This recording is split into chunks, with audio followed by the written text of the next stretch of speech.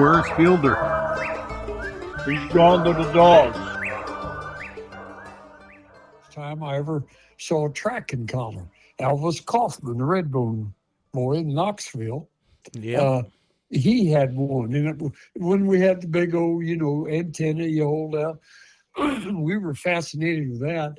Then I remembered, I think Dancer was about 10 or 11 months old. And I realized I had a hold of something a little different. And I said, I better get me one of those tracking collars. Yeah. And a a young guy from South Carolina, forget his name. He came up to go hunting. He wanted to look at breeding a female. So I told him I just got this collar. He said, "Oh, I'll show you how to use it." Well, Lord, I was forever, and I finally got to where I could tell which direction he went anyway. But with today's technology, I'd look like an idiot out there. I'm just leaving the truck. Well, I've seen that happen too. I've seen guys throw them down. My buddy Bill Slaughter, I used to laugh at him down here when he first got a Garmin, And he said, I can't get it to calibrate the compass. It wanted to tell me, and you got to turn it, roll it, and then you got to flip it back toward you and back, and he'd get to the third step, and then it wouldn't go.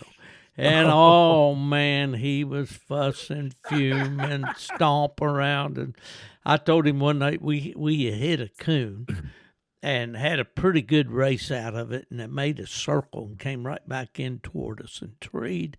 Man, it was beautiful. I said, Bill, you didn't hear one bark of that race for fooling with that all that equipment. Yeah. That's what they do. They spend so much time at it. Yeah. I remember one of my good friends, Wayne Flanders, he got into hunting.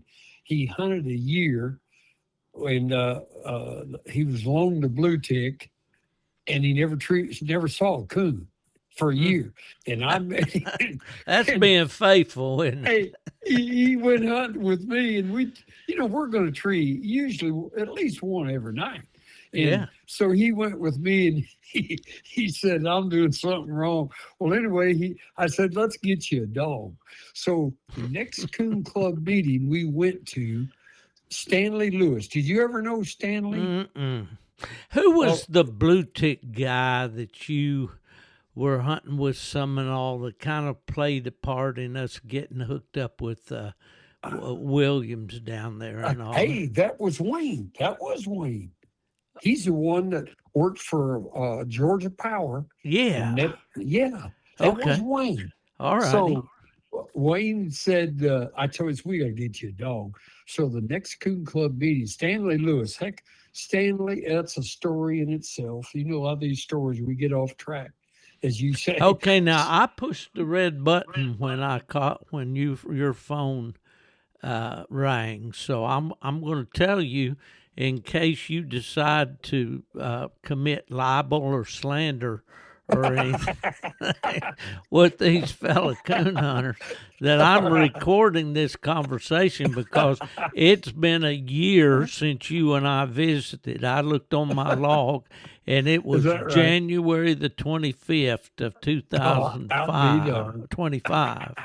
So I'm imposing on you, but I hope you've got some time, Fred. I'm just sitting here. All right, well, go right on. Tell me about Stanley. Well, what it was, we went to that meeting. Stanley Lewis is an interesting fellow. He was in our club. He likes to wheel and deal in dogs, but he knows a coon dog, and he'll be hunting a good one. What he done, he worked for a auctioneer down there.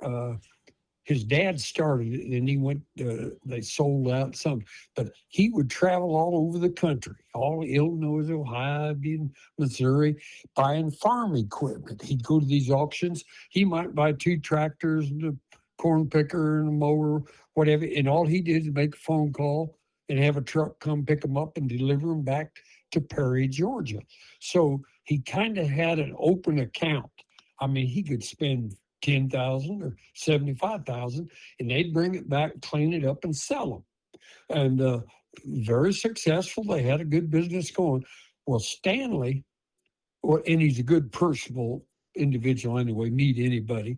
And Stanley would go around and say, "Who's got the best coon dog in the county you know of?" You Yeah. know, they'd give him a name. He'd go over there and he'd go hunt with it if he could. He bought some, he said, off the lead, but Mm-hmm. a little different than most of us. He dropped 6,000, Woo. 8,000 Mm-hmm. on a dog. And he's buying good dogs. He knew what a dog was. He Yeah. hunted with him an hour, and he said, "We, no, I'm not interested." So he comes to the coon club meeting, got this dog in the box, a walker dog named Bud, good looking dog. Grand night. He was 8 years old. Stan had just gotten back. That's what's interesting about that night. He had a truck with a dog box in it, Bud in it, and a trailer on it with a bush hog or something. That week, he sold the truck, the dog, the trailer, and the bush hog. Package deal or separate? That was Stanley's game. I He see. he went in several hunts. He'd always go to the Winter Classic, and he would hunt in them. But his Yeah. dog's for sale. I don't care what he is; he's for sale. Right. Well, and he'd always make them. But see, he wasn't using his money. And he's like the people he worked with. They said, "I don't care what you buy, as long as we split the profit." He said, Yeah. "Well, I'll just buy the." So he would buy some good. That night now, I said, "Stan, my friend here, and I know him pretty well." And I said, "Stan, my friend here, Wayne, he needs a good." He said, "I got him in the dog box." He said, "When the meeting's over, we'll take him down the river." So good looking, good mouth. If I could name his sire, you'd know him right off. He was a walker dog out of Ohio. I'd Mhm. read and knew the name right off. Yeah. Didn't know the people or anything. But anyway, long story short, we took him for a hunt, turned him loose. He went down in there in the first drop, made a big group, and Stan had his tracking collar out. Well, he was out there. We didn't know anything about track collars then. He got it out. And he said, "He's coming in. He's coming right up the road to our right." Sure enough, here he comes, plum, plum, plum. Took him the second drop. Pow. He treated coon. Boy, sound good. Good tree dog. Just nice. Couldn't ask any better. So we got back, and Wayne didn't know any better. So he said, "What do you want for him?" He's 8-year-old, grand night. He said, $800. Mm. And Wayne said, "Well, can I try him a week or two?" Wayne didn't know any different, how to deal. And he said, "No, for that price." He said, "Well, that I know Stan didn't pay 800 for him, Right. because he's making 100 or something." Sure.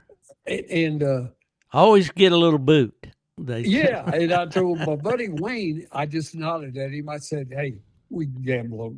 I'd buy the dog." So Wayne bought him. He's in the top 20 dogs I've ever hunted with. Whoa. Yeah. We hunted him till he died, about 3 years, and straight as an arrow, excellent temperament, never leave a tree. You couldn't ask for anything better. And I told Wayne, I said, he bred a couple females and they didn't get pups.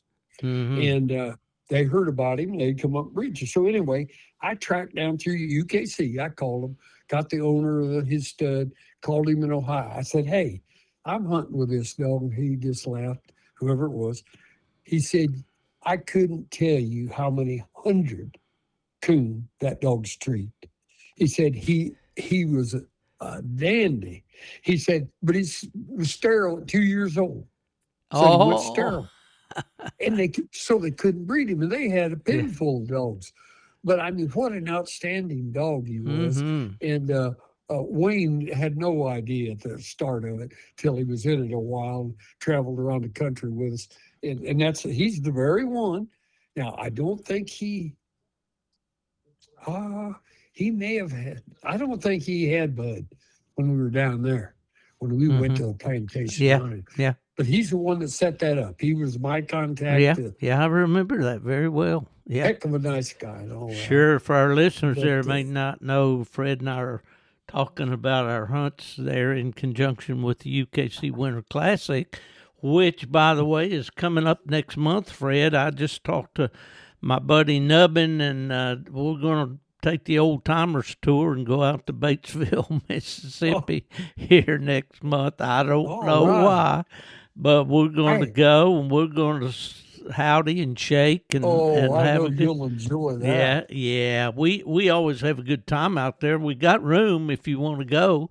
Oh, We rent a I, cabin out there on that Sardis Lake how and build great up is that? a good fire every night and sit there and tell Oh, war stories till we get oh, sleepy. And I can imagine how fun. yeah. My But wife has dementia, and I okay, can't Fred. leave her Yeah. alone. I can do a one nighter occasionally. I get Mm-hmm. my daughter-in-law to run up here and all, but Yeah. I just can't. That's Well, where we're at right now. our good friend Lindell Price up in Virginia is going Yeah. through that right now. Yes, Yeah, I remember his and name.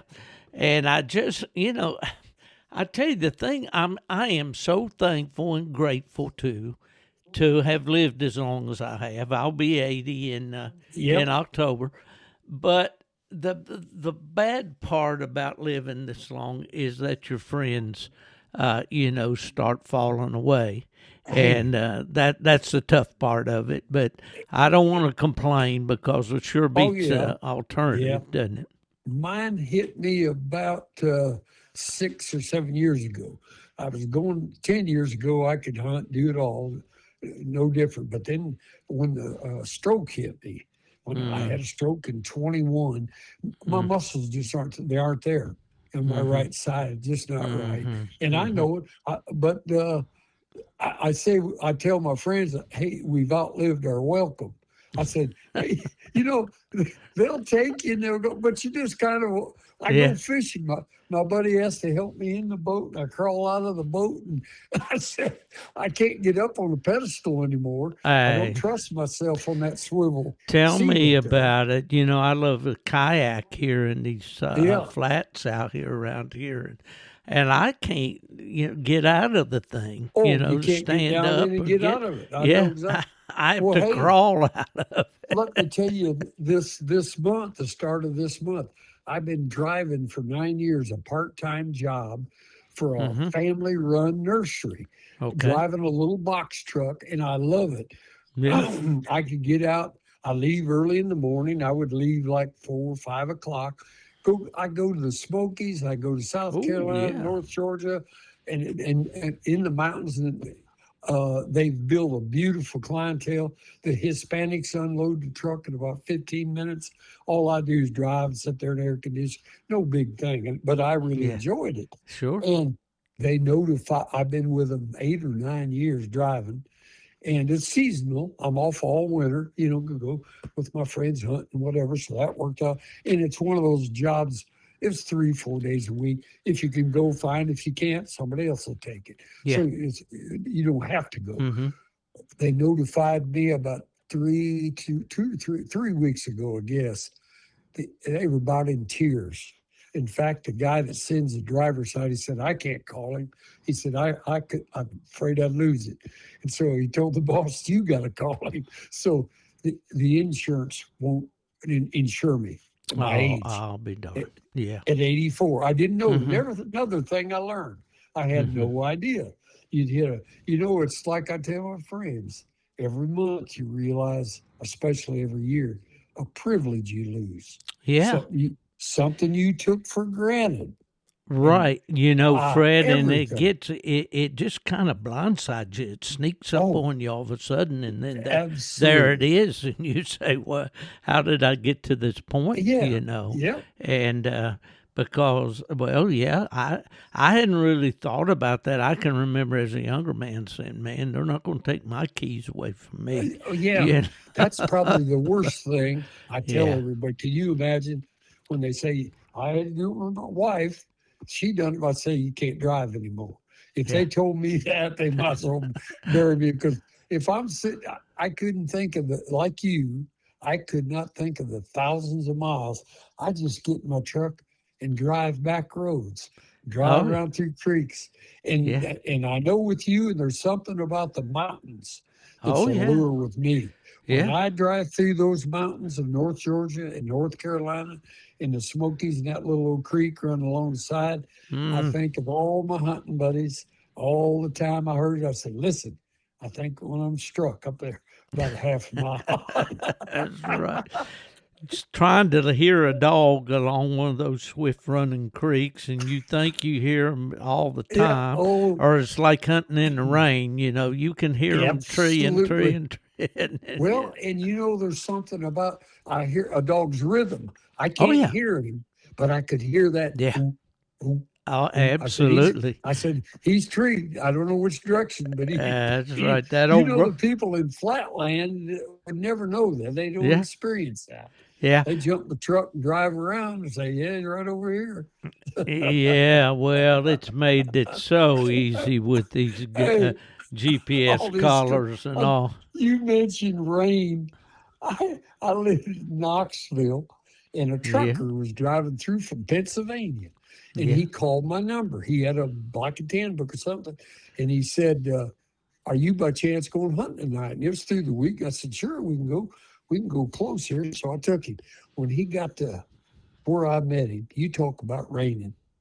It was pouring down, but we was going to go anyway. So I said, we got a little hollow up there. We ought to be able to hit a coon." So I, I went and took him, I dumped that, turned that dog loose, and it was quiet.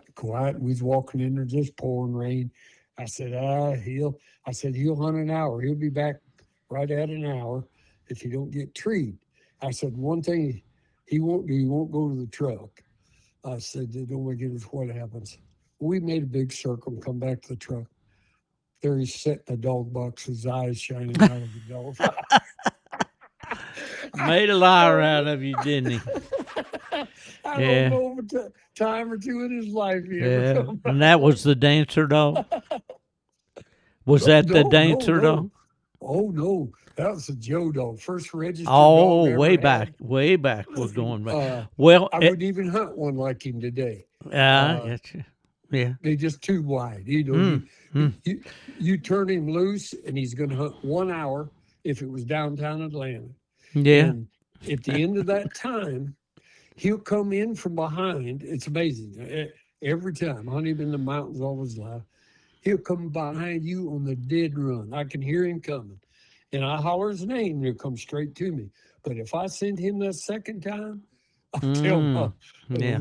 I tell my hunting buddy, I said, son, you better fire up the truck But, because I don't know which way well, he's we're going going. to start driving, hitting the high places, listening. Yeah, well, that's pretty incredible. My buddy up there in the mountains in Taylorsville. Now he's not in the rough mountains of North Carolina, although he's close. I mean, he's just south of going back up there and toward Blowing Rock and Boone and all Oh, that. yeah. So he's got plenty. They bear hunt all that country in there, but he was out the other night. I think it was maybe last night, and he turned the dog loose one spot, and he treed two in there, and then he went to the second spot, and the dog covered 2.16 miles in there and never made a bark.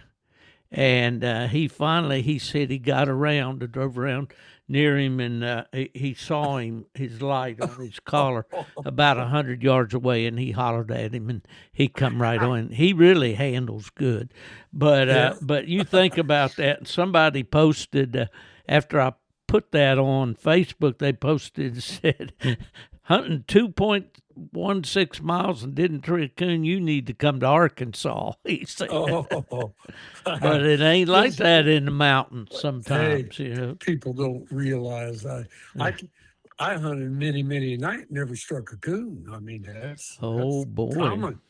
Well, if it wasn't, as my mother said, born and bred in me from my dad, there's no way because Fred, I would imagine sometimes we'd hunt all week, maybe not hunt every night, but Yeah. maybe tree one coon.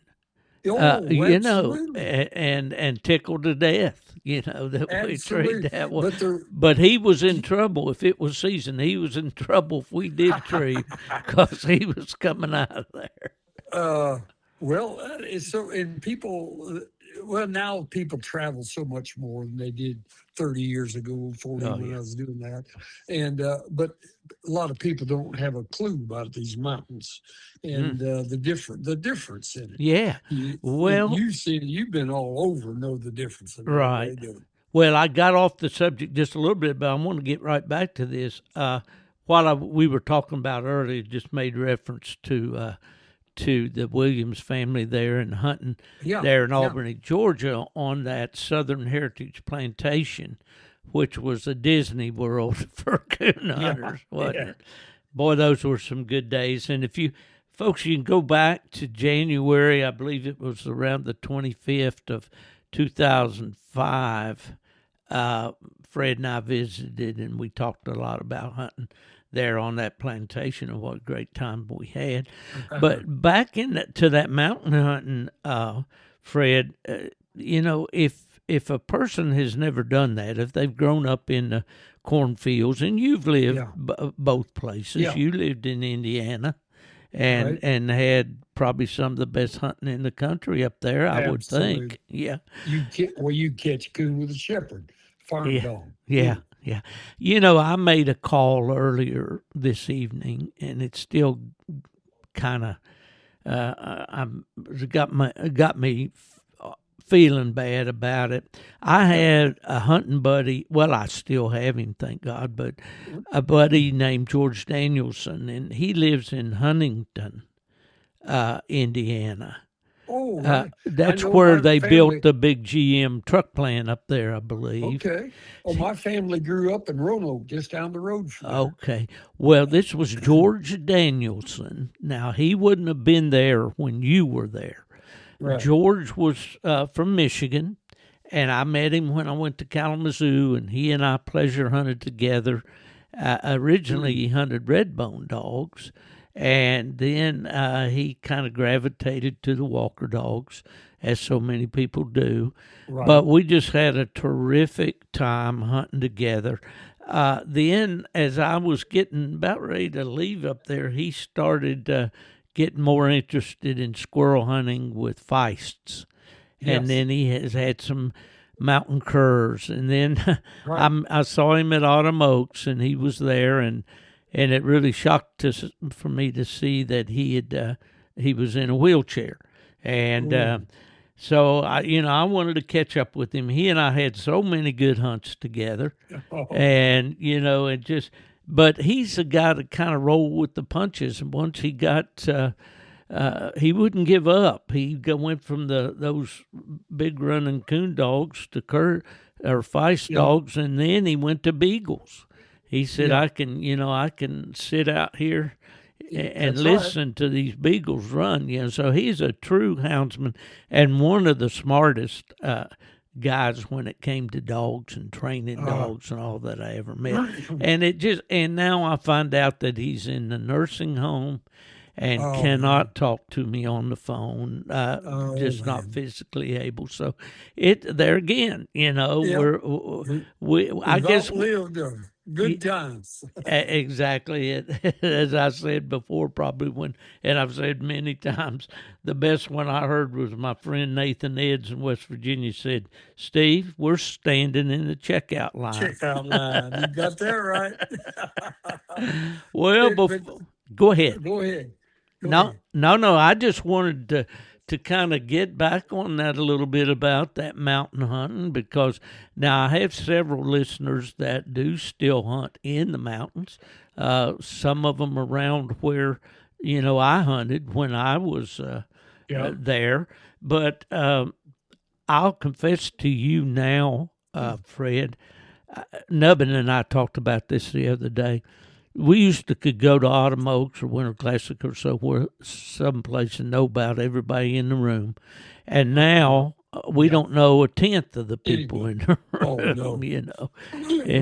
It's really changed a lot in that regard. We put a thing about some pups that my partner Cody Fox up there's going to have. Hopefully, he got the female bred, and in one day I got 10 calls from texts and and you know, That's the messenger one text. you had a picture of. Yeah, What, you yeah, know, yeah. Sid well, Underwood told me I shouldn't be putting that dog porn on Facebook. He said, well, you seem to be having a lot of luck with him. He's "Yeah, producing, yeah." clicking. It's But great that you're anyway, part of it. yeah. And of all 10 of these inquiries, I got people wanting to send me money. Or I told them, "You don't send it to me. I don't know own that female." But anyway, I didn't know one of them.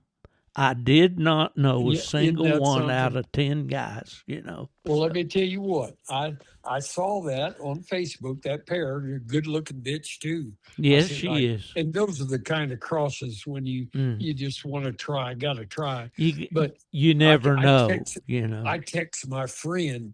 Remember back initially before you even had him going good, and I told my friend he's I haven't met the kid. In fact, he's called me through a friend, and he said my other friend told me, said, well, you got to get a hold of Fred to get a hold of the right dog. He wanted a puppy. Well, it's probably his first mistake, just starting out. You know, you need to get hunt with somebody, or you don't need a puppy. You don't know what to do with it. But he said, I'd like to have a plot or a black and tan. Yeah. And I said, well, I don't have any more connections. I said, I can tell you some people, but there's a young dog coming on that a friend of mine has, and that was Fever. And I said, if you want a plot, he's not that far away. And I said, they're up here in the hills. And I said, I would, I'd try a pup. I said, I've always liked to plot. Yeah. And Yeah. and I said, number one, because they're the minority, they're different. Well, that's Everybody's it. got That's a it. walker dog. And so he ended up, through another friend of mine, gave him out of a Grand Night a walker pup. Oh, okay. All right. Yeah. Now, this was a year ago, about a year or so when I talked to you. And I checked with you to see if you had any pups and all. And he said, hey, you had a couple females bred. There's first two, I think. Well, I just sent him a text this week. I said, and a picture of Fever, and I said, here's what you could have had. I've been checking on the Walker dogs. Hey, the Walker dogs not staying treat. Uh-oh. And, Yeah. I just sent him a text. I said, here's what you could have had right here. I said, he's producing, but Yeah. you probably couldn't even get on the waiting list now. Yeah, that's the deal. You know, that grapevine out there. Do you know Jody Thompson from Jessup, Georgia? Yeah, I do know him. I can't put a face. Jody Okay, Thompson. back when I I know him. met him, he was handling a dog for Howard Chester. Okay. And did you ever meet Howard from Social Circle? Yes. I think I Okay. have. Mr. Howard and his wife, Nell, they were usually like at Winter Classic and stuff. But Jody, I remember the first night I hunted with Jody was at Plot Days in Flora, Illinois. And I was hunting a little dog I called Pee Wee. And we had a good cast, and he was hunting a dog for Howard, a dog called Bally. And I believe it was Bally, or it might have been Shorty. He had, there were two different dogs there, but I can't remember that part for sure, but I think it's Bally. Anyway, we got down right to the wire, and my dog gets treed, and I need this tree to win, okay? Well, he's not treeing right. He's hitting it, and then he's shutting up. He's hitting it, and he's shutting up, totally out of character. And I said, man, something is wrong there. I just kept waiting. Well, it was just a matter probably of a few seconds or a minute, you know. And when Jody's dog came in there, he nailed it, you know, and Jody treed him. Well, that tree beat me. They had the coon, but when we got in there, they also were in a yellow jacket's nest. And them yellow jackets were eating my dog up. He'd get up there. He'd like to sit down right at the base of the tree and throw his chin up on the bark. And he'd go in there, and them bees would eat him up, or yellow jackets. That's bad. So I remembered that. But anyway, I think you might listen, keep your ears open down there. Jody, I was able to steer Jody to a nice little plot female that's a litter mate to my ghost dog, and in Indiana. And the boy has had her and kept telling me what a good female she was. I think she's won a cast or two already. And he said, "Man, I'm a pup trainer. I'm too old. I can't hunt these hunts like I used to, and I'm gonna have to sell her." So it just so happened about that time Jody had contacted me and said he was looking for a dog, and I told him about this female. So he bought her, and so far he seems to be real pleased with her. But I'm just anxious to see how she works out because I know Jody's real particular. You know, he knows a good dog, and he demands it. You know, but he so far he says he's tickled to death with her.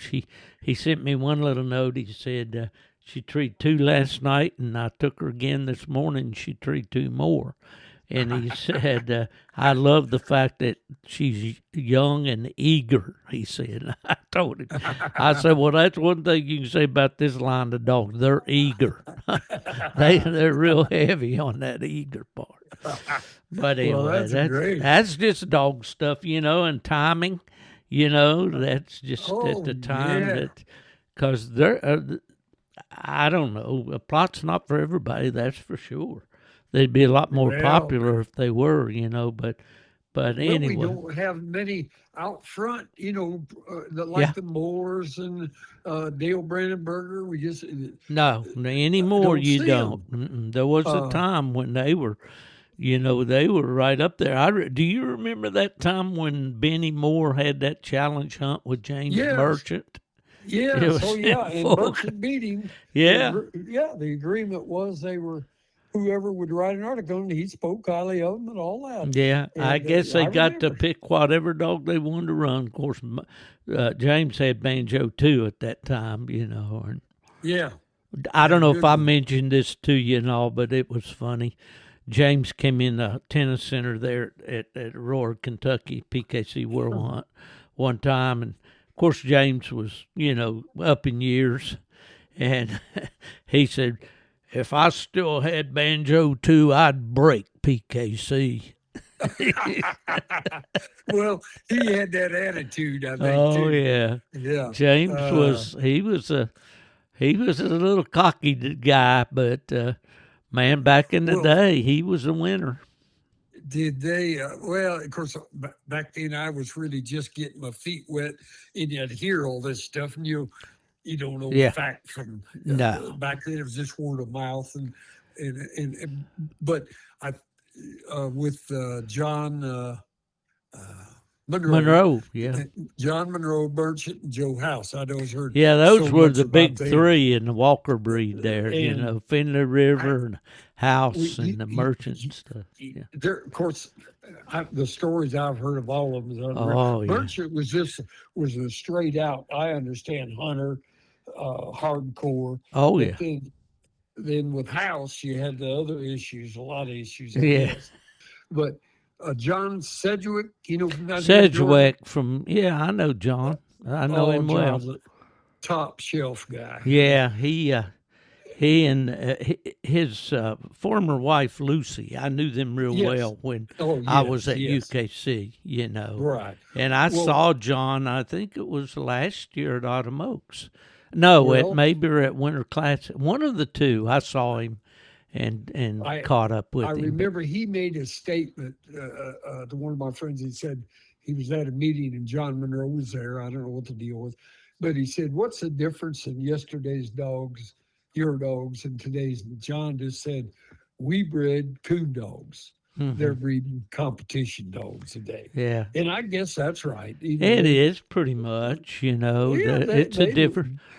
The dogs that are doing the winning in these big, high exposure hunts for these thousands of dollars are definitely not a dog that you want to take out here on Tuesday night and turn him loose after prayer meeting and hope to get back in time for work in the morning. These are for hardcore going. Yeah, I call them in fire breathing competition dogs. That they are. That they are. I think this young one I got, Ghost, he's going to lean more toward that fire breathing Is side. he? He's definitely not a young man's dog, I know. Did he An get old that? man's dog. He Did they definitely. get more of that from the female side, do you think? Or I don't know. I don't you don't know. know? John Sapier's female sure has done good for us. He's bred her twice, and then Yeah. he told me the other day that he's watching her, and when she comes in, he's going to breed her again. So, but yeah, that kind of fooled me because I kind of thought he bear hunts her some and water Yeah. races and field trials and stuff like that, and I don't think he coon hunted her that much. But man, this little female that Jody's got down there's out of her, and Ghost is out of Okay. her, and they got one called Stitch that they like, and a boy named Tim or not Noah, but oh shoot, I can't think of it. Yeah, Noah Keever, and then there's a boy named Josh Marshall down there in South Carolina that's got one named Luke. So that first litter had several. And this is going to sound like a commercial for our stud dog, and I don't want to do that at all because, there's some good. Back to what you were talking about, Fred. There's some good plot dogs out there, but the guys are just not pushing. Yep. them. Yeah, that's usually the case. Bill Harrell in Indiana has got a dog they call Logan, and man, he was a real competitor. He placed him like at Walker Days and several big hunts and all, and it goes back to what we call redwood breeding. Back there in Ohio, Fred Cavey, and then later Jeff Coons and those boys, and down through there. But that's a good dog, and there's a dog named Hyde out in Illinois that I hear is producing good dogs, and there's a tracker dog. It is at least a 2 or 3 weight grand up in Michigan and all, but the boys just don't push these dogs, Yeah. Well, I think when if a young fella comes in, he's influenced, of course, a lot by the Walker dog with all they've won. Yeah. That's only natural. Well, sure. And that's where they look. They don't look at a black dog, a red dog, or black dog. Well, in defense of the Walkers, I don't know if you saw the picture. I thought was one really cool picture of my buddy Randy Smith's dogs up there. Some hunt they'd taken a picture. He had 6 Grand Night champion females there in one picture. Those Lone Pine bred dogs. And I have hunted with all of them but one. And the one that Chris Saunders from Ohio hunts, she's out of Frogger. And I had not hunted with her, but had been fortunate, to go up to Randy's and hunt with those dogs. And Maybe a click of them. Yeah, for sure. But well, do you get out at all anymore and listen to a chase or anything, Fred? Or I haven't a coon dog now. I'm going. Excuse me. We have a couple hunts lined up, rabbit hunts with Beagle friends. Let's see. This Friday we're going to a trial, and then a couple of weeks we're going on just a rabbit hunt. And I go along, sit and listen. I did. I have for the last couple of years, 2 or 3. And I've got I got a friend that's an avid beagler outside of Macon, and he's tried a new format, and it's interesting. He lets they can run a 3-pack or a 6-pack, their own dogs, and they run just their dog for an hour. And you can sign up for the 3-dog pack or the 6-dog pack. Do you know which registry's doing that? He's not doing it, no registry. Oh, okay. I see. And they're booked up. He had the first one last year. He's got the second one this year, and they're booked up 2 months before the hunt. They've got a nice kitchen, nice running grounds, and just a nice operation. Brings in outside judging, and they're judging rabbit dogs. I mean, do they run in an enclosure, or are they running on the outside?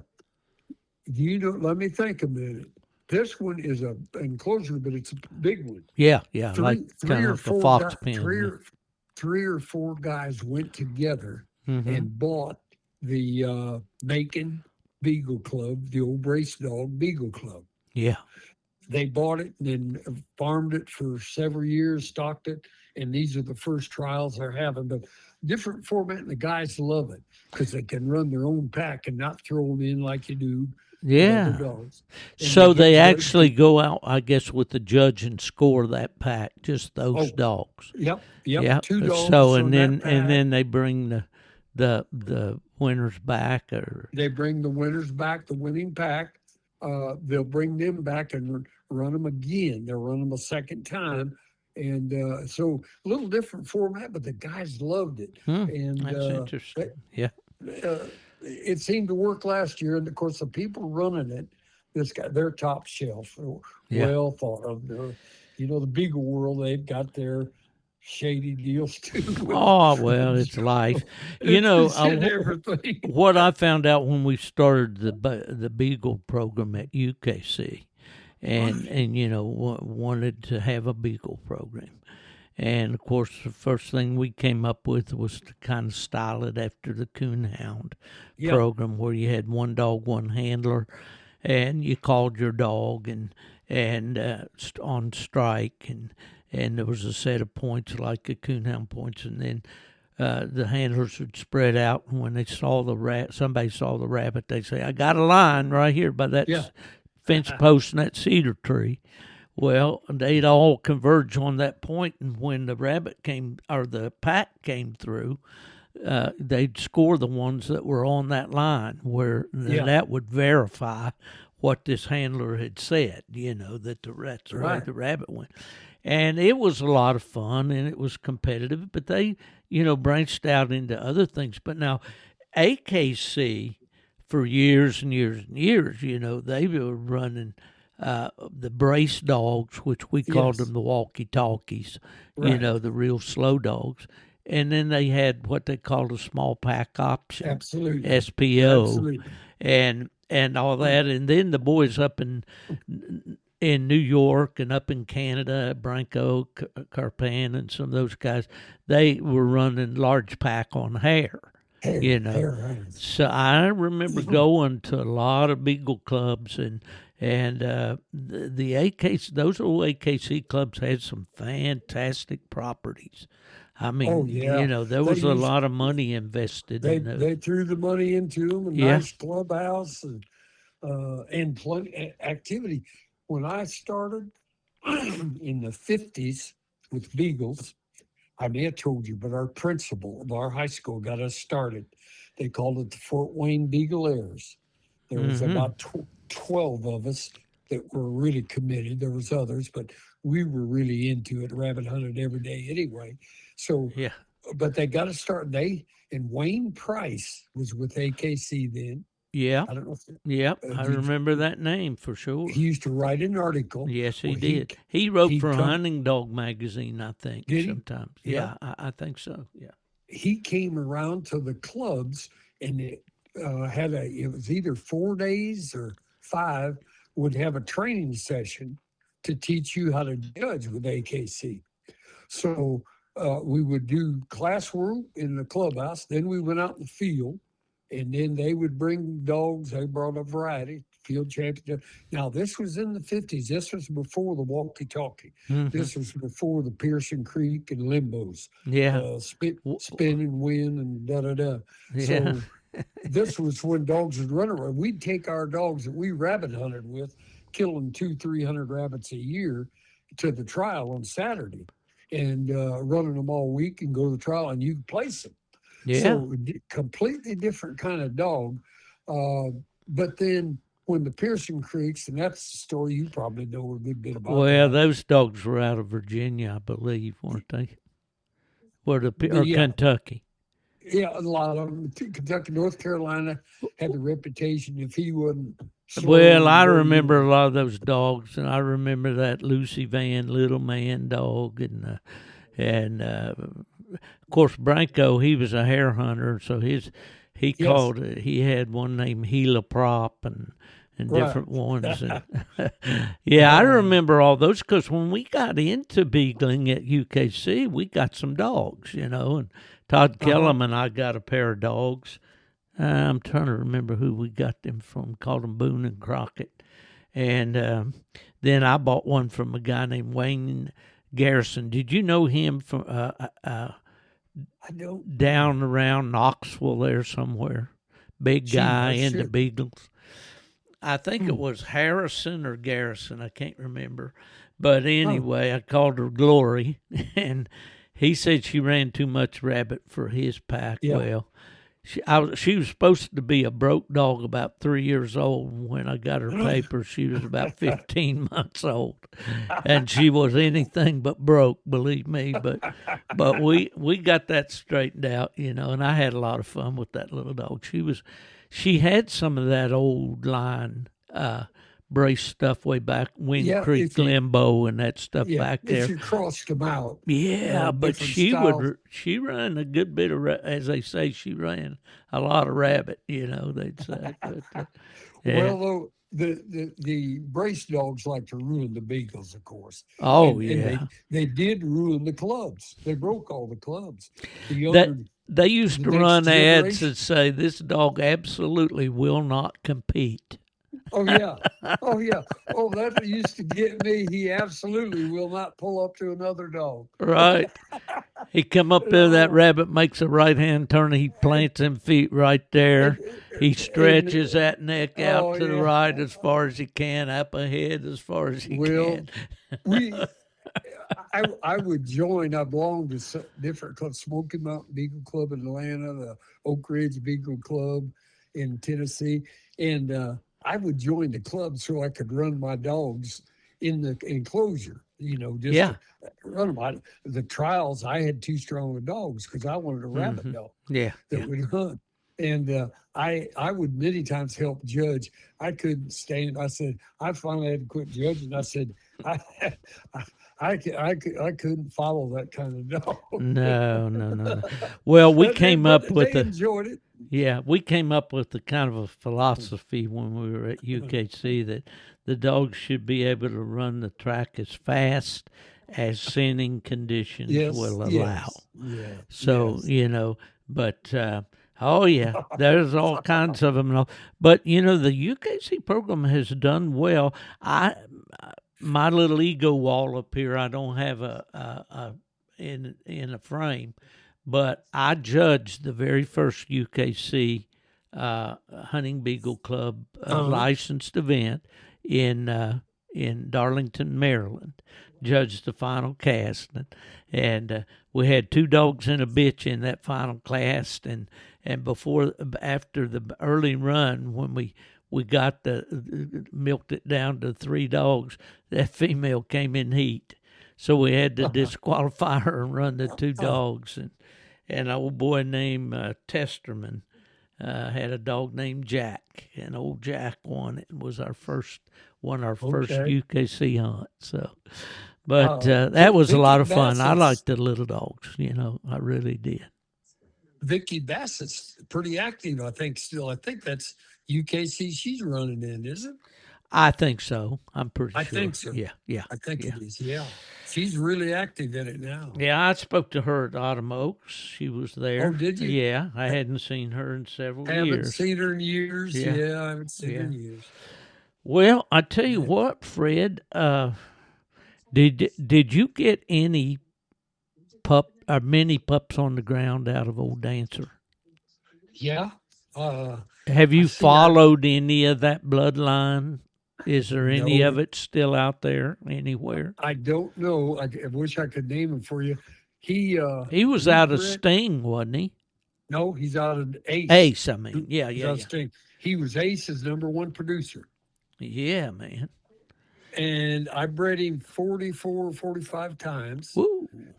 And he had 20 years ago. Last I checked, he had 27 night or grand nights. That's great, man. That's great. So as you will find with Fever and as you have with other dogs, I found the female kind of influenced the confirmation on his Yeah, pups. yeah. Oh, yeah, definitely. Yeah, she was the one that got the confirmation. He put the mouse in the tree, and I hunted Mhm. with one dog. You know him. He's advertised that Grand 90 mile up in Ohio, I believe. Um, yeah, it's Ohio. Anyway, a friend of mine tried him out, was going to buy him, and he was the nearest thing. I would have hardly known him from Dancer in the Woods. You know, I Mhm. just went along a couple nights, and my friend, he I don't know why before he bought him or before he was going to buy him, he took him to a vet down in Mobile, all the way from Macon, down in Mobile, Alabama, and that vet checked him, and he said something's not right with his heart. He said, I believe I'd take him back and get another. That's what the vet told. I Mm. said, it doesn't work that way. You just so he hadn't bought him yet, but he didn't buy him. Well, the dog went on, lived a normal life, produced, finished Mm. grand night. And I Yeah. told Francis Mason, my friend Francis, I said, you should have bought him. Yeah. So anyway, yeah, Hindsight's we had some. 2020. Yeah, that's right. uh, I may have, you know, these stories. Is this one you're going to put on your podcast too? Well, you've been on the podcast ever since Oh, we picked up the phone. So. oh, well, I might not say, I just said, but and I wanted to correct myself. I thought of that weeks ago. You know, I told you I met John Plot. I think we said Vaughn Plot. I never met Vaughn, but I met John in Maggie Valley. Were they brothers? John was the oldest of that group, that family. I mean, you Yes. know, he and Vaughn were brothers, but John Okay. was the oldest and Vaughn was the youngest. Okay. Well, I met John, not John was Vaughn. the Yeah. one I think that lived at the house there on Hazel Creek. Yeah, Uh right on the creek. huh. Yeah. Right at Straddler Creek. Well, I just, for some reason, I thought of it and I said, I Yeah. haven't met Vaughn. It was John. Well, I Well, yeah. Go ahead. go ahead. Well, you know, I think that all these stories, and you get off track here, but I will never forget about. Did we talk about the two puppies I had one time off Dancer one was 4 months, 3 weeks old, the other was 5 months and 2 weeks old, I don't believe and so. I don't think we well, talked about them. it was a hot, dry summer. We hadn't been able to hunt for several weeks. I mean, it was up in the 90s at night, just humidity, no rain. And we were about fit to be tied. We were in snake country, and it was not the time to Mm. go hunting. I had these two young dogs, and they stayed at my friend's house. I lived in a subdivision, and I didn't keep the pups. I just keep 2 or 3 dogs, Dancer and a couple of squirrel and something else. So anyway, they stayed out in the country at my friend's house. They had never been out of the lot. But I told Kenneth, I said, Kenneth, let's just load those pups to get them in the dog box and just ride out through the deer hunting lease. Let's just ride them around. So that's what we did. The dust was in the air, the bugs were in the air. You could see them in the headlights and driving. So we're driving on the dust around the curve, and there's a coon chasing bugs around in the road, in the dirt Uh road. huh. He's running up the road, grabbing one, he's running with us. I said, oh, I just stopped. I left my headlights on. Now, these pups had never ridden in a truck. They didn't know how to lead. They didn't know anything. So, but they were stud feed pups. But one of them was Mm-hmm. out of the Grand Night champion down in Florida.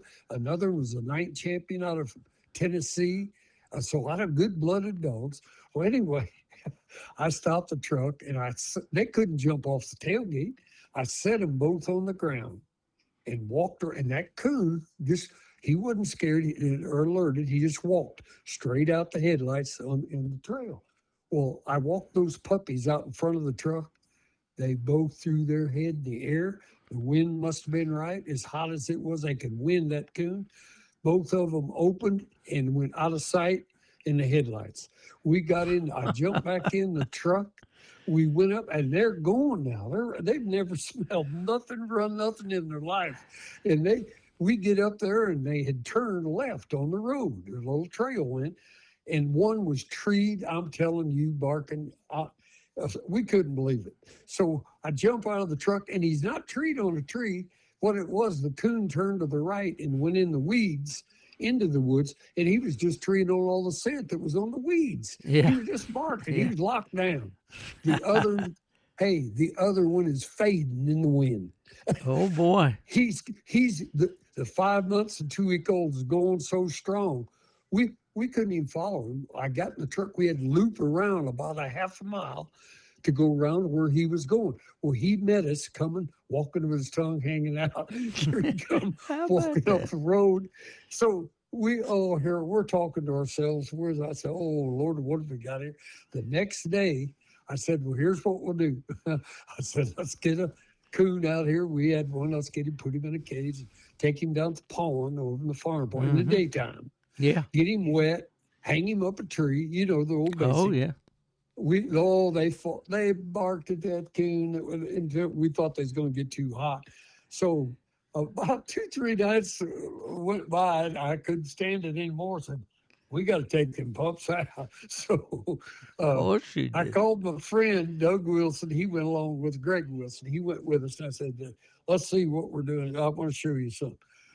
Those 2 pups went. We again set them off the tailgate, walked them down in the woods around a feeder. I had a feeder down, so we walked them down that way. They both opened up and down the creek they went, and one of them, finally, the little one, the youngest one, 4 months to 3 weeks, he come back. He come back to us. The other one went way down the creek, way down, and Greg went on and followed him. Finally, he just quit and come to him.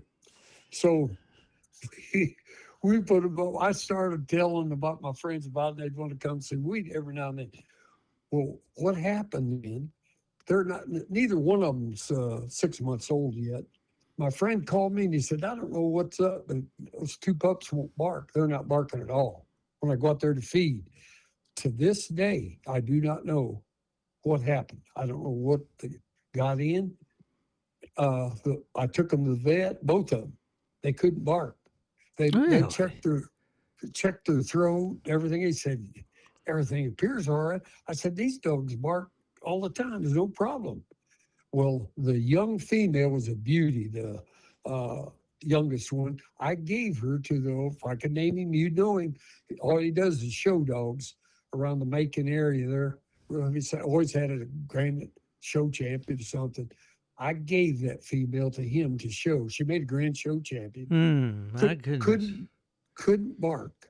That's the other one could just like she had a horse bark, but couldn't bark. Chop or ball, either one of track. I don't know to this day. It might have been some kind of allergy. It might have been a food-related allergy or something. I have no idea to this day. Yeah.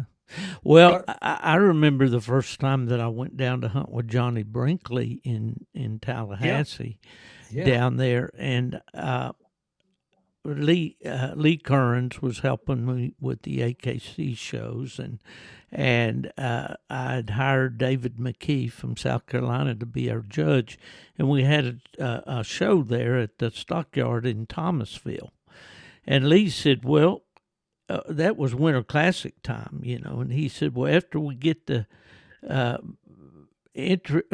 maybe I was already with AKC then, but I think we were still having a hunt of some kind there in Albany. But anyway, long story short, I took Roper down there to hunt with Johnny and those boys, and every time he would try to bark, he'd squall out just like you'd stepped on his foot. And I got him, and I opened his jaw up, and he'd squall. And there was something, and it took him about, I'm not going to say how long, but it wasn't all that long, a few days that it came back. But there was something, somehow he'd hurt his jaw, and when he'd try to bark, it hurt. So, you get into all kinds of things with these dogs, how in the world, But that we do. Boy, it's been an interesting life, though, hasn't it, bud? Oh, what are you talking about? Like you said, you got to like it to put up with it. That's for sure. Well, man, we've been on this thing an hour, and I imagine you probably got things to do, but I sure enjoy talking with you, Fred, and I hope to I call you did too. a lot more often, really. I didn't know we was podcasting. I thought it was just chatting. Yeah, well, those are always the best ones. But now, if you don't want to, air this, we won't. Well, But you know what to air and what not to. nah, it's all good. It's all good. So All yeah, right. I'll holler back at you. We'll chat off the hot podcast. Okay, Fred. Well, you take care, and I wish the best. Thanks a lot. Take care and good luck with those dogs. Looks like they're Well, gonna roll. The old saying is when you wrote ads for the magazines, paper will hold still for anything. That internet's about the same thing. You got to be real careful and dial it back every once in a while.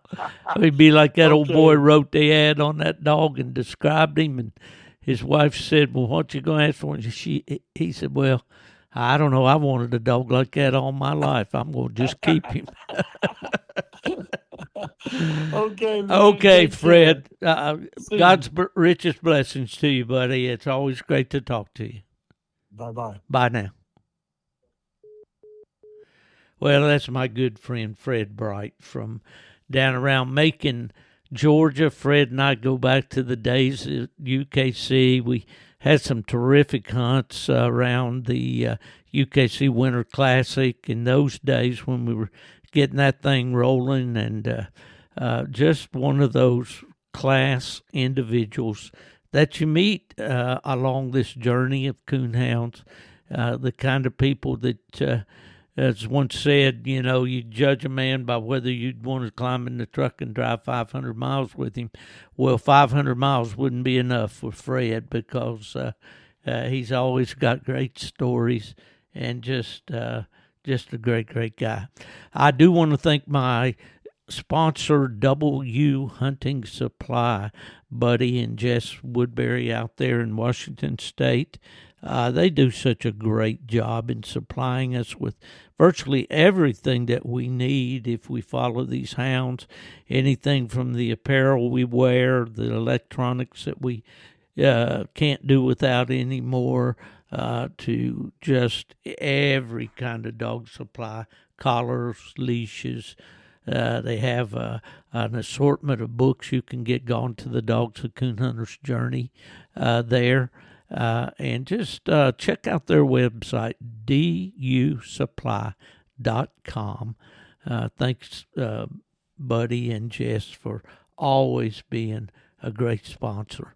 Folks, we're going to wind this up. As I mentioned there, Nubbin and I will be heading to the Winter Classic. We'll be there on Thursday night. I hope to see the top, what do they call it, the top 10 show. And then we'll be there Friday and all day Saturday. So hope to see you all there. And I want to wish the guys that are going to Salisbury, North Carolina, this weekend as I'm recording, is the first running of the Carolina Classic, the hunt that's being held at the Salisbury, Rowan County Fairgrounds there in Salisbury, where Southeastern Walker Days was held for many, many years. And I know that they've put a lot of work in the preparation for this hunt, and I hope that the hunters have gone out and supported that effort. But we'll let you know how it went next week. But until then, this is the old coon hunter, Steve Fielder, telling you, as I always do, if you're looking for me, the first place you ought to look is to see if I've gone to the dogs.